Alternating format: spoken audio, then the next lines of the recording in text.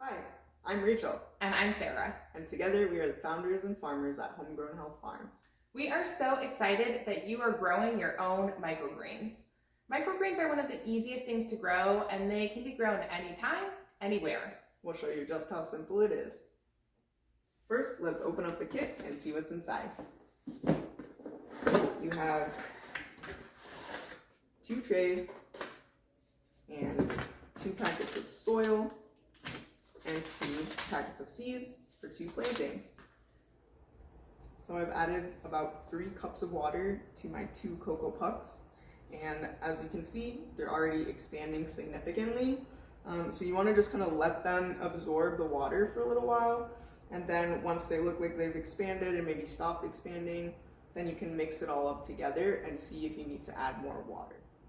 So now I'm mixing up the cocoa coir and breaking it up to see if I've got the moisture level right. You want to be able to squeeze it like a sponge and have a little bit of water come out, but if it's just streaming out, you got a little bit too much water in there. So what you could do is squeeze it into another bowl and just get that excess moisture out. It should feel nice and soft and fluffy, but not overly soggy and wet. I think we got it right. The next step is to place the coconut coir into your trays. So you have 2 different trays. One has holes in it and one does not.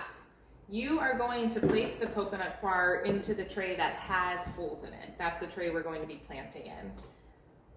So you're going to dump it from your bowl into the tray, and you want to spread it out so it's nice and even. Make sure you get the coconut coir into the corners, along the edge here. This is the kind of fun part where you get your hands dirty again with the coconut coir. And once you get it pretty flat, you're going to then take the other tray, the one without holes in it, and kind of use it like a press. So you're going to nest it into that tray that you just put the coir in, and then just kind of press down evenly throughout the tray. One thing to keep in mind is you want the lines on the tray to be facing the same way for each tray. That way they nest into each other. You'll feel it if you have the lines in opposite directions. They just don't quite fit in the same way. So when the lines are in the same direction, they nest right into each other, and you can really press and get that soil flat. One of the main differences in planting microgreens versus other crops is that you surface sow microgreens versus burying the seed. That's why you want the soil, or in this case the coconut coir, to be very flat and even before you surface sow. So your grow kit comes with 2 kinds of seeds. We got a mild mix and a spicy mix. I'm going to show you the mild mix right now, but what's included in both of them is spicy is 2 different colors of radish. We got purple and green. And it's peppery, just like a delicious radish. In the mild mix, we've got broccoli and kale, just nice fresh brassicas. So to start seeding them, obviously you got to rip open the packet. You want to make sure you do it evenly across the top of the surface of the soil. So what I like to do is to go lightly over the whole surface one time, making sure I still have seeds left, and then kind of go back through and fill in whatever little gaps I might have. That way you don't accidentally plant this half and run out of seeds before you get over here. So I just shake it out gently, just kind of little by little. Almost like you're seasoning your food. This is one of the biggest differences between microgreens and other vegetables, is that you sow them across the surface rather than planting them into the soil underneath. There we go, almost done here. As you can see, I'm just kind of going back and forth, just looking for little gaps I might have missed in the corners. Make sure you don't skimp on those corners. All right, there we go. All right, the next step after you sow the seeds is to mist the top of them. So you can use a spray bottle, something like this. You can also use a hose on mist setting, whatever works for you. But you do want the spray to be a soft mist versus like a stream of water. And you just go ahead and spray the top of the seeds. You want to also leave enough distance where you're not moving around the seeds too much as you spray. That's why you want like a gentler mist, so you're not just kind of clumping the seeds together. And you don't want to be shy about how much you water. We've talked about not getting it overly moist, of course, but you do want to give it a nice good water, especially around the edges, because this is the last time that you will water them before you unstack them 3 days from now. Alright, so now that we've planted our seeds, we're on the last step of the planting process, which is adding weights. We like to use bricks just because we have a bunch of them. You can use rocks, books, dumbbells, whatever you've got around the house, something about 5 pounds or so. And I put them into the tray without holes, and then again making sure that the lines are lined up between the bottom tray and the top tray here. I place it right on top and tucking in those microgreen seeds. Basically adding the weight makes the roots and stems establish themselves very quickly and makes them very strong. Now that we have them tucked in, we're going to put them in a cool, dark place where they will be undisturbed for the next 3 days. Good morning. We are ready to unstack the trays that we planted 3 days ago. So today is Thursday. We planted ours on a Monday. And typically the trays are ready to unstack in about 3 days, but it may depend on your environment. The way that you know they're ready to unstack is that you can see the microgreens physically begin to push up the weighted trays on top. So we are going to go ahead and remove the weights and see what they look like here. And I'm just going to take this tray that's sitting on top here and rotate it to the bottom. This is going to become the tray that we put water in for daily watering. So you can just switch them around here. And we have the spicy mix here on my right and the mild mix here on my left. So you can tell that they look different varieties of microgreens here. And you're going to see a lot of yellow. That's because these plants have not yet had the chance to photosynthesize. They've been in the dark this whole time. And as soon as we put them under lights, which is the next step after watering them, they will begin to turn green starting today. So they're going to start to look more like plants that you're used to seeing. So don't freak out when you see a lot of yellow.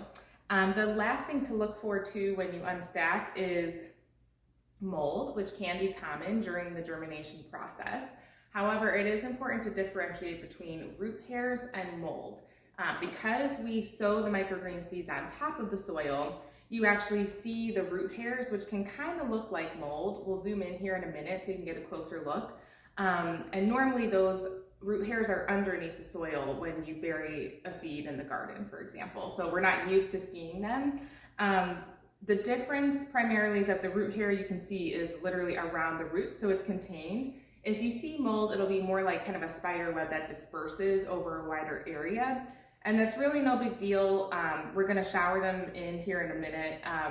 And if you give it a good shower on top, that mold will disperse. So don't worry if you do happen to see mold. And the next step is Rachel is going to give them a top water. So here you can see the trays up close. You can see what I mean with root hair, like kind of like around here, you see a little bit of fuzziness around the roots. It's a little bit more obvious in this tray with the spicy mix, the radish. You can really see a lot of their root hairs. So that is nothing to worry about. That's totally normal. And there's actually no mold in these trays. It's just root hairs. All right, so we unstacked our microgreens and now we are going to do the one and only top water. So I've got my hose here and I actually use shower setting for this time, but if you have a mister, you can do that as well. This is just how we do it on our commercial scale for our business. But you want to give them a good water because they have been dry for a few days. They're just about to go under light, so they're going to need a lot to get them going. So don't be shy in this process. I usually go through like twice, making sure I get the edges really good too, because those are the spots that tend to dry out the most. Make a little mess, have a little fun. So yeah, you might want to do this outside or in a bathroom somewhere that you're not going to make a huge mess all over your house. But once you do this, this is the only top watering. So now what I'm going to do is put them under lights or in a sunny windowsill and check them tonight If they look a little floppy or dry, if the soil looks dry, I can give them some more water. And at that point, how I'm going to water them from here on out is lift up this bottom tray and just put water in there, basically covering the surface of the bottom tray, and then nest this back in on top. Again, making sure you got it the right direction so it sits flush, so that the holes in the tray that the microgreens are in can soak up the water through it. And that's how you're going to water it from here on out. If you do put them in a sunny windowsill, you are going to have to rotate it on a daily basis, because you'll start to see them like growing towards the light. So you just want to get them to grow out nice in every direction, and so just rotating it once a day or so is probably the best way to do that. If you have them under grow lights, you could do up to 12 hours a day, I'd say, is a good start for putting them under the lights, and you don't have to rotate them if they're under lights. And so yeah, now these guys are watered, happy, and ready to photosynthesize. So we just wanted to show you what these trays look like mid-growth cycle. So we unstacked them on Thursday. It's a Monday afternoon for us, so they've been under lights for about 4.5 days. And you can tell they've all photosynthesized really well. The radish has grown particularly tall. This is the radish, the spicy mix here on my left-hand side, and then the mild mix here on my right-hand side. And they should be ready to harvest in 2 days or so. We will show you how that's done. All right, so I am here with our 2 trays ready to harvest. There are a few different ways that you can tell a tray is ready to harvest. So we'll talk about that first before we actually harvest. One is just the length of time. So whether you have the mild version of the kit or the spicy version, both should take about 10 days. This would include the day that you plant, and on the 10th day would be your harvest day. So for example, we planted on a Monday, and now it's Wednesday of the following week. So this is a typical grow cycle if they're grown in just a normal room temperature environment. For us, it's under grow light. So if you don't have a grow light and you're using natural lighting in a windowsill, it may take shorter or longer depending on the length of day and how much sun they're getting. So another way is just the height of the crop. So the spicy here on my right-hand side, the radish is going to be like about 4 to 5 inches tall. And then the mild here on my left-hand side, you'll see is shorter. That's closer to like 3 inches. The last way that you can tell is it's ready for harvest is to taste test it. Just grab a green and taste it. And if you like the taste, go ahead and harvest it. You can either harvest it all at once, which is what I typically do, and we'll talk about how to store them, or you can just harvest little by little. There's kind of a window of time when they're still growing, they're still going to be good, they're not going to be too old to eat. So you start harvesting today, and then over the next few days, just kind of cut off what you are going to be eating that day. So totally up to you. But if you're harvesting all at once, it's a pretty quick process. You just want some sort of airtight container to put them in. So I use old packages left over from what we use for our business. But you can just use like a Tupperware, a mason jar, even a Ziploc bag. Although I think the bags have a little bit of a shorter shelf life than more of a plastic container. And then I'm putting it on my scale here just out of curiosity of the yield that we're getting. It's not really essential. If you have a scale and you want to use it just to kind of see what you're getting for fun, you can go ahead and do that. And then I'm going to start harvesting here. So I have a knife, it's like called a produce knife. It's specifically used to harvest produce in the garden, microgreens, etc. You can use a chef's knife, you can use scissors even, just whatever you have available to you. You don't really need a specific tool. And then I'm just gonna grab a bunch and I start cutting just above the soil line.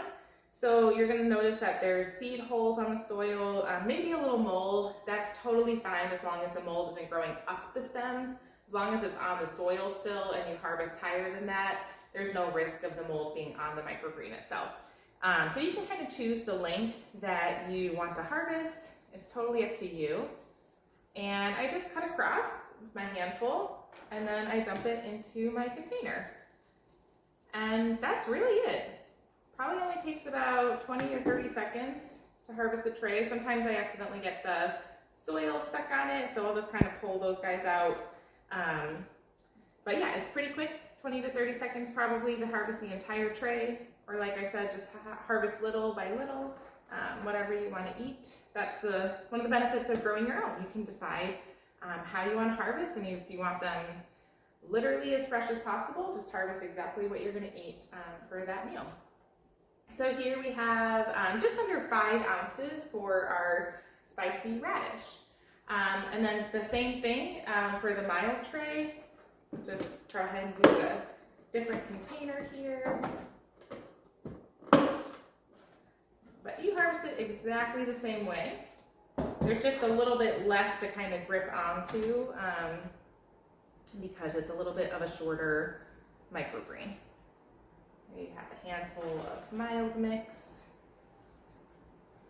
And then when you're done, a very common question we get is, can you regrow these from the same tray, from the same set of seeds you used originally? And the answer, unfortunately, is no.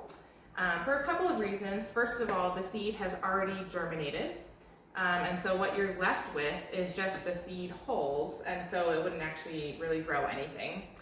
And then the second reason is that because microgreens are so prone to mold, you're likely going to have a little bit at soil level.